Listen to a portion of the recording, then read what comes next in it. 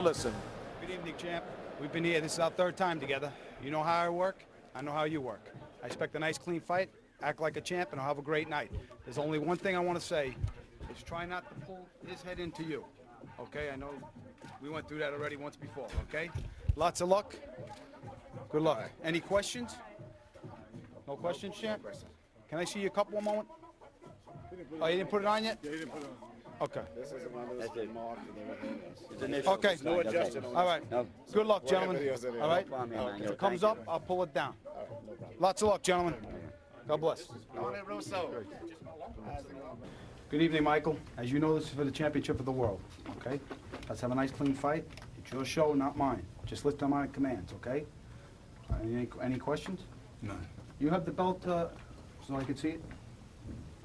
I know he doesn't have it on. The belt. The belt. I want to look at the belt that we did. Cup, you mean? The cup. The cup. Yes, it's on. Oh, it is? Yeah, it's set. And they've inspected it from the other side. All right. Lots of luck, champ. You got it, man. God bless. Lots of luck. God bless you, too.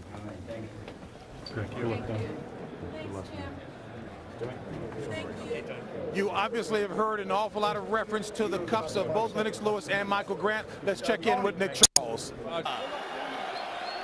And now let's go to ring announcer Michael Buffer to set up the heavyweight title fight. Ladies and gentlemen, from Madison Square Garden, New York City. Tonight, 29 April, year 2000. Panics of USA, main events, and your undisputed, undefeated king of beers, Budweiser, present two men. The two combined biggest men in boxing history, facing each other for one title. The one true title, the legitimate, universally recognized, undisputed heavyweight championship of the world.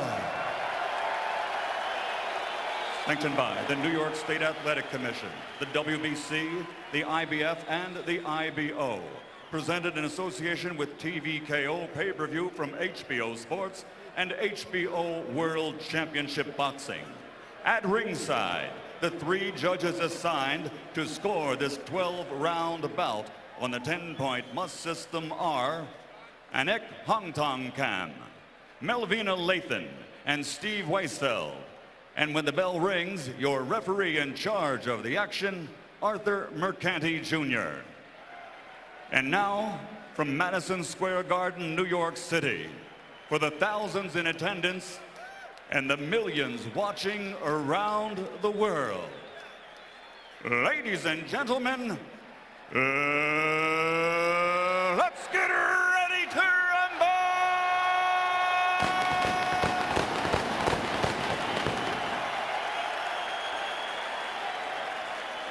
Introducing first, fighting out of the blue corner, wearing white trimmed with blue.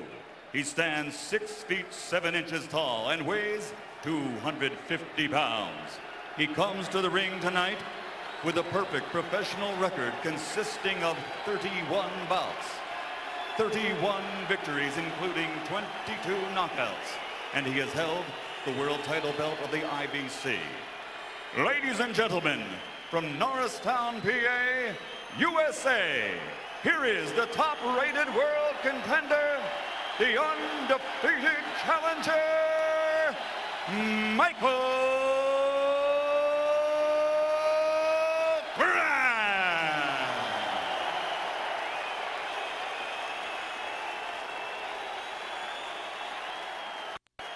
And across the ring, fighting out of the red corner, standing tall at 6 feet 5 inches and weighing in at 247 pounds.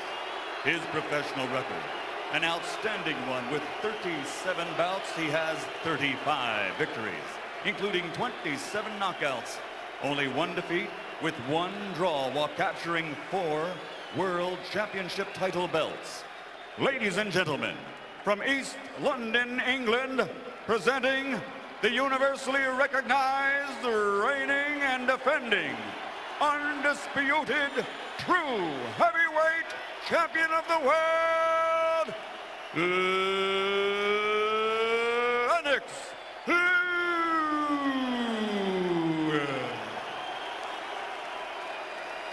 Second in here, everybody else out.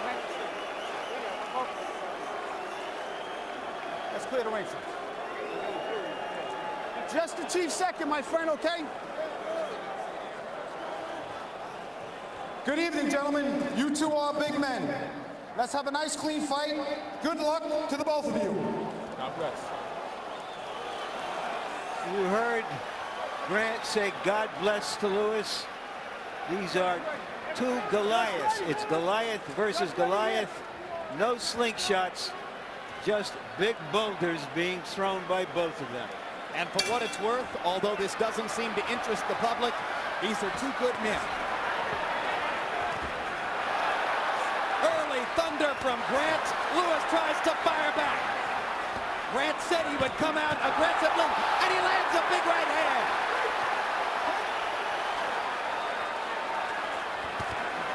Everybody talks about Grant holding his left hand low. Lewis holds his left toe low also, and Michael Grant just illustrated it by pounding a right hand through it.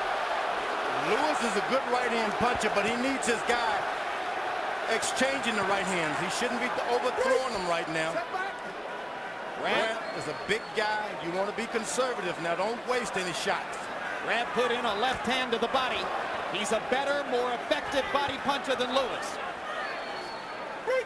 Step back now.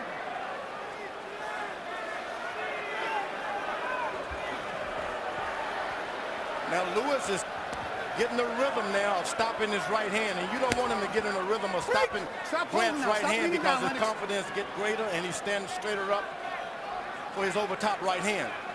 Grant's got to be conservative. Don't throw that right hand unless you know you have an opening. There's already a little blood coming from the mouth of Lewis. I think as a result of the right cross that Grant landed over against the far ropes there. Well, you got to have a lot of Vaseline in your mouth when you get in the ring. The first round, not enough lubrication there. You need Vaseline. Lewis lands an uppercut and Grant goes down. Thunderous uppercut. That punch landed very high on the head, which is a place that can paralyze a fighter. Second fight in a row in which Grant has been knocked down in the first round. Second time he'll have to work to survive the last minute of round one. Lewis lands a right hand on the top of the head. Grant trying to fire back. Ropes held him up. Mercanti will count again. 2 knockdowns in the round. No 3 knockdown rule in a heavyweight title fight. Lewis has got to be direct. Don't waste your shots with this big guy. He has endurance. Lewis throwing to the body as Grant tries to hold him upstairs. Lewis got in another right hand. Grant is wobbling. One punch will finish him. Can he hold on for another 20 seconds? Another uppercut lands for Lewis. That's the punch that did so much damage. Lewis has still got to be. Whoa! That should do it. That's it. That should do it. That's it. He's broke his leg. I don't think Grant will get up from that. Well, here it comes. He's going to try. And Grant makes it out of the round.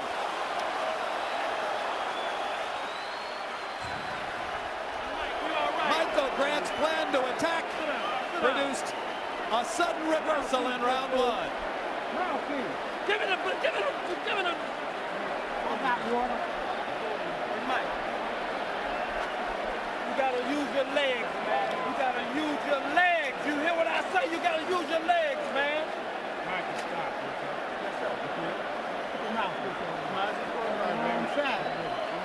You all right, dude? Never been a round like this in heavyweight boxing history between two such big men. This is the first knockdown. The right hand on top of the head, which disoriented Grant and had him weaving, holding on, looking to find his balance for the rest of the round. And that right hand appeared to finish him. How did he get out of it? Does he have anything left here? And now it's Lewis who goes on the attack. Lewis still got to be conservative. He should stick his left jab and start feinting a little bit now. Michael Grant, nothing else. He has endurance. Well, for any who still think the fight will go 12 rounds, Grant is now in a deep hole. Break. Step back. His corner told him to use his legs, but I think just being big and using your strength. It took amazing fortitude for Grant to get up from that third knockdown. The kind of fortitude he showed in surviving the first round against Galata. But Grant still doesn't have his legs, and Lewis is just teeing off. That is a lot of weight. After you miss, you bump into something like that, you can get pretty tired throwing shots. Lewis is better set it up with his left jab. Well, he's got his legs here for a moment. Don't waste your punches on big men. Let's go. George, this is survival here. For Lennox Lewis, better be conservative. You better throw and know what you're throwing after. Lennox is being careful. He doesn't want to walk into a big right hand coming back. He's walking right into a big puncher. All right, let go. Step aside, jab him, go to the body, then feint, come back on top. Don't just walk in. Forget about the first round. Start all over again. There he goes.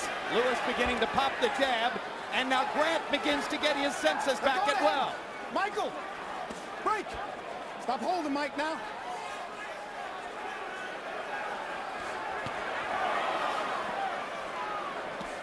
That's the thing about big guys fighting. There's not a lot of room in the ring for them not to cover up and start grabbing and And clinching. Lewis landing the uppercut again, and he punches Grant into submission for the moment with the uppercut.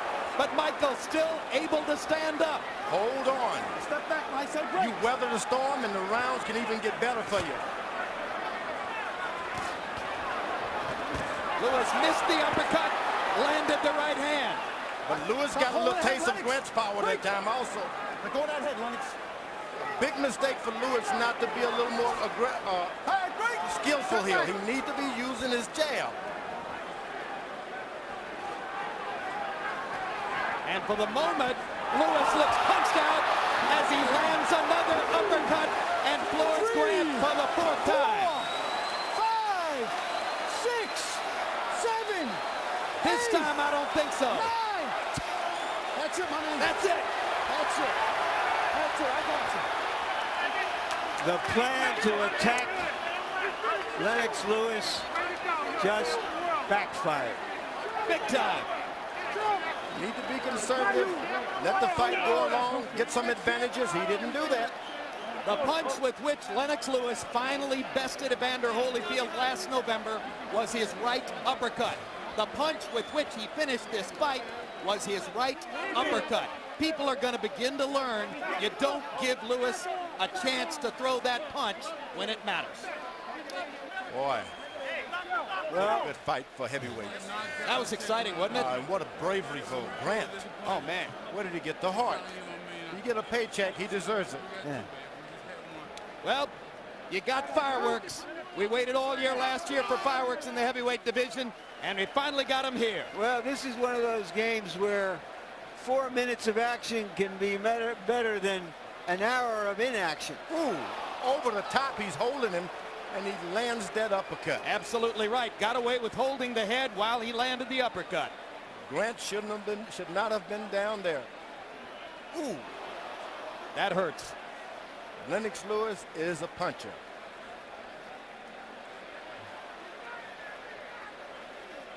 There are going to be a lot of fans looking at this, George, and wondering, well, he seemed to have Holyfield outmatched. Why wasn't he able to do that against Evander, who weighed 217, when it was easy to do it against Grant, who weighed 250? Grant did a foolish thing. He attacked this heavyweight champion, and he's the same height and even taller.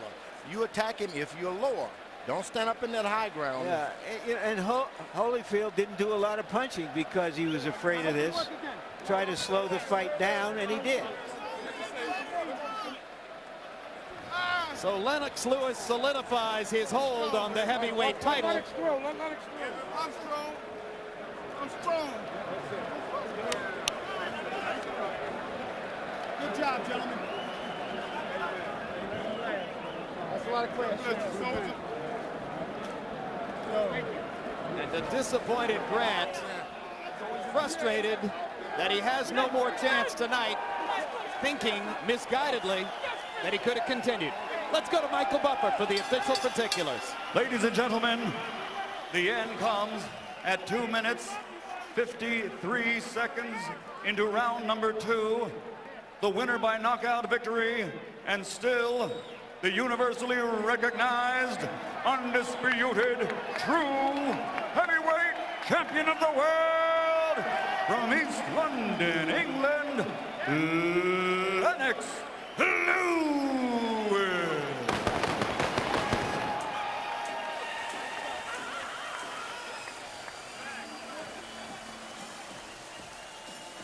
As George Foreman called him, the most American of foreign champions, and certainly this will increase his popularity in America, where fans like punchers. They like knockouts. And this is it. He's the house fighter here tonight.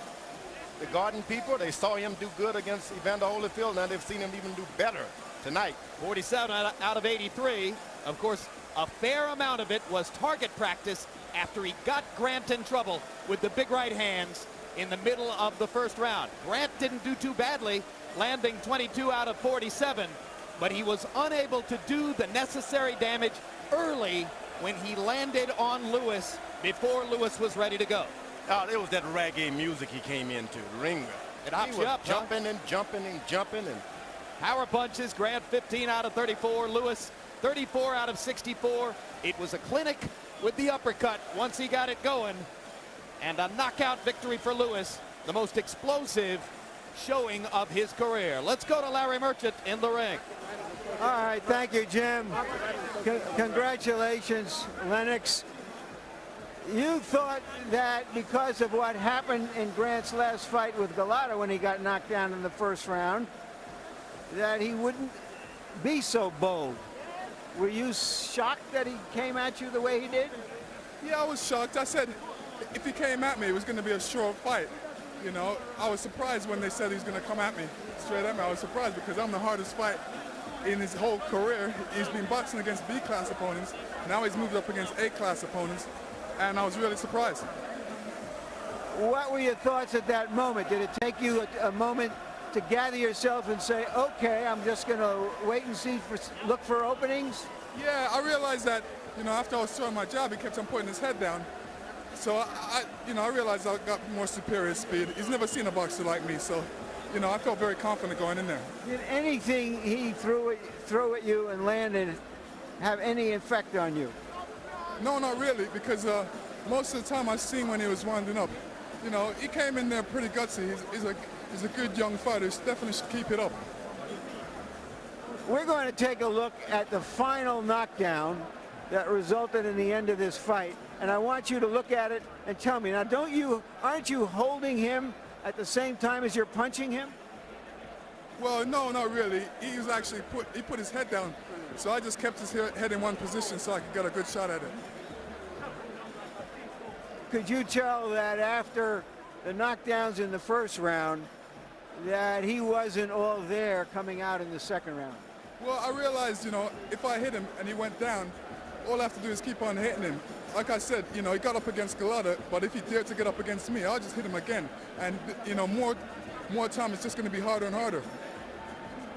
Your trainer, Emmanuel Stewart, has wanted you to be aggressive, says that you have needed to show passion, to go after your opponents, to produce exciting, dramatic results. Have you been listening to him too well? Is this what you were hoping for? You know, I say styles make fights, you know, and I believe that Michael Grant was a perfect style for me to showcase some of my talent. You know, if we would have moved in the later rounds, I would have showed a bit more. But, you know, I don't get paid for overtime. So, in effect, you're saying that you are who you are. The incoming as well as the outgoing. I just come to conquer. That's all. Just come to conquer. Any guy that steps in front of me get knocked out straight away. You know what I mean? After two major fights, the two biggest fights of your life last year against Evander Holyfield, finally years. The concern that maybe unconsciously you would let down here, or did you feel this is going to even make you better somehow? It's just going to make me better. I improve with each fight. You know, the 2 fights against Evander Holyfield were just, you know, just one step to greatness. Thank you very much. You were great tonight. Thank you. Lennox Lewis. I'd just like to thank the Boxers Writers of America for voting me best boxer of the year. Enough respect to them. Thank you. Once again, Jim. All right, thank you very much. Well, George, you suggested before the fight that it was a bad idea for him to be the manager and pick the opponent. He proved you wrong on that one. He proved me wrong. Now, here's the new That's the way I like it, though. Yeah. He's proven wrong. Here's the new conventional wisdom I'll throw at you. He's still growing as a fighter. He hasn't taken a lot of punishment. He's a relatively young 34. He could rule for years to come. I said that you pick those roses, you'll get scratched. And you saw what happened to his mouth early in the round. Yeah. Now, this guy can be around a long time because of this left jab. He didn't use it tonight. He should have. But I think he's going to get better and better and better. And he should retire at about 45. Well, he uses different skills in every fight. I mean, the fight that he fought tonight is not what you expect out of the guy that you saw against Holyfield last year. He fought like an American tonight. Let's go back to the American Larry Merchant with the American Michael Grant. Okay, thank you very much again, Jim. Michael, did you execute the game plan and get executed in the process? You know, Jim, I think Larry, I was just too anxious and everything. You know, a lot of people look at me to go ahead and bring this thing home, and I wanted to do that for me and for everybody who supported me. And, you know, I felt a lot of love in Madison Square Garden tonight. I never forget that. This has been pretty much the biggest shot in my career. And, no, I didn't. I didn't execute the thing that I should have did. Are you saying that somehow you got caught up in the excitement of this and perhaps went out too fast, or perhaps went out in a way in which you were attacking but not defending at all? That I was attacking before. But before we get into the answer, let me give honor to God and my Lord and Savior Jesus Christ. I know things didn't work out the way I wanted to, but that was God's will, the way it happened right there. But no, I didn't attack. I mean, things didn't happen the way they should have happened as far as what my corner wanted me to do. I know I went down. I seen a lot of openness. The guy had his hand down, so I wanted to take advantage of that stuff. And obviously, he's swinging on wild left hooks because he knew that it was a smart fighter. I give credit to Lennox. He was a smart fighter. He knew I was going to come after that head. He had it wide open, and he did the correct thing. He threw an overhand hook to catch me around the backside and knock my equilibrium off, and there I was. I went down. So did you ever regain your equilibrium between rounds? Were you able to restore yourself to any degree when you came out in the second round? What were you feeling? Yeah, I felt good. I was restored and everything. I wasn't hurt still. When I sat down in the corner and got maybe 30-second rest, I was ready to go back. I didn't even want to sit no more. I was ready to get back out there and fight because the guy knocked me down and it made me mad. I don't want to get out there and just try to do what I had to do. All right, let's take a look at the final knockdown, and you tell us what you saw, because it's apparent in these pictures that he was holding you, or were you just bending down? Tell us what you see. You know, he threw a jab and I threw a jab, and at that point right there, I think I was leaning in too far. He brought a punch under. You know, Lennox leans his weight on him, which is a smart idea. If the ref ain't gonna say nothing about it, it's a good thing to do. Lean your weight on your opponent and everything, and until the ref breaks you up, and then you can do what you want pretty much till the ref say anything about it. But he leaned on me and everything. Then he wanted to get sneaky with it. And he threw a short uppercut in there. Probably hit me on the chin or in the neck or somewhere, and just, you know, weaken my equilibrium. If you had it to do all over again, would you trust your boxing skills more than you did tonight? Absolutely. Absolutely. I went to a straight grudge match, and I shouldn't have did that. That was stupidity on my part. But, hey, I'm learning. I learned in this game, and I got to get thanks, Larry. You know, I came a long way in a short period of time through my dedication. So we can assume that we'll see Michael Grant again. Oh, it ain't over till the fat lady sing, and everybody here wearing a size 6 dress. Thank you very much, Michael. You got it, baby. Jim? All right, thank you very much. And Michael Grant, terrific young man, showed his sportsmanship, I think, by not complaining. I like that. Let's take a look back at what happened in the first round, George, and talk to me about the significance of big man against big man. Well, Lennox Lewis has been at a disadvantage. He's been fighting shorter guys for so long. He's not been able to show his real stuff like he did in the Olympics and in Europe. Tonight, he had somebody up there where all his power is. He took advantage of it. So Grant's height gave Lewis the punching angles he needed to maximize his they power. say you aim and you go right through or try to knock the guy down, and he was right there where you throw punches. He didn't have to look around his waist for him. Everything you want, Grant was there for it. Uppercut, right hand, hooks. That's your dividends. Lennox's sledgehammer uppercut, ultimately the finishing blow. And he celebrates in the ring with the symbols that Lennox really doesn't need. He doesn't need those belts for you, the public, and the rest of us to know. And you're going to have to give it to England. They got them a good champion. He's the heavyweight champion of the world. All right. He's an American, though. We're going to keep him. So he handled the 6'7" Grant. Now you look around for another young fighter who might have a chance to knock the crown off Lewis's head, and the next obvious choice is David Tua. Whole different picture. Tua's